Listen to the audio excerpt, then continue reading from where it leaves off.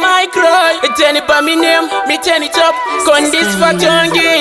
Yeah, Shinazimaka enda Johnny Nana Giri bitch. Kare langu beki kune makaset. Chichi ya urani Zara 2008. Ibaba ndeve numbu mati pregnant. Iko kuchema kwangu ndiri nerera ndinawe kuchemera. Kuchema kwangu ndiri ndeka shino niremera. Kuchema kwangu ndiri nerera ndinawe kuchemera. Kuchema kwangu ndiri ndeka shino niremera. Ndinamboshika pakugara pasi kuchigada.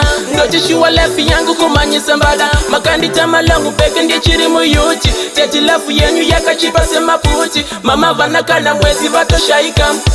Kana ndika kaya ndinobaika.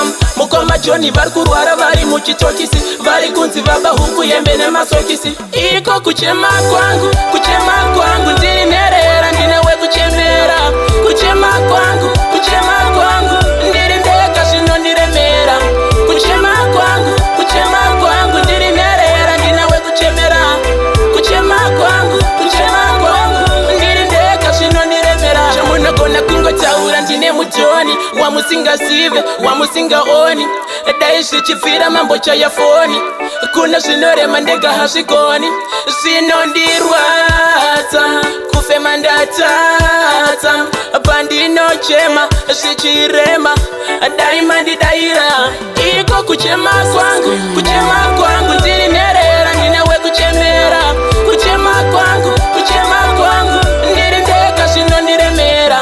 Kuchema kwangu ndiri nerera ndinawe kuchemera. Kuchema kwangu ndiri ndeka zvinondiremera. Ndinambosvika pakugara pasi kuchigada. Ndochishuwa lefi yangu kumanyisa mbada. Makandita malangu beke ndichiri muyuti. Teti lafu yenyu yakachipa semaputi. Mama vanakana mwezi vatoshaika. Kana ndikagaya ndinobaika. Mukoma Johnny vari kurwara vari muchitokisi. Vari kunzi vaba huku yembe nemasokisi. Iko kuchema kwangu ndiri nerera ndinawe kuchemera. Kuchema kwangu ndiri ndeka zvinondiremera. Kuchema kwangu ndiri nerera ndinawe kuchemera. Kuchema kwangu ndiri ndeka zvinondiremera. Chamunagona kungotaura ndine mutoni. Wamusinga sive, wamusinga oni. Dai zvichifira mambo chaya foni. Kuna zvinorema ndega hazvikoni. Zvinondirwadza kufema ndatadza. Pandinochema zvichirema daima ndidaira. Iko kuchema kwangu ndiri nerera ndinawe kuchemera.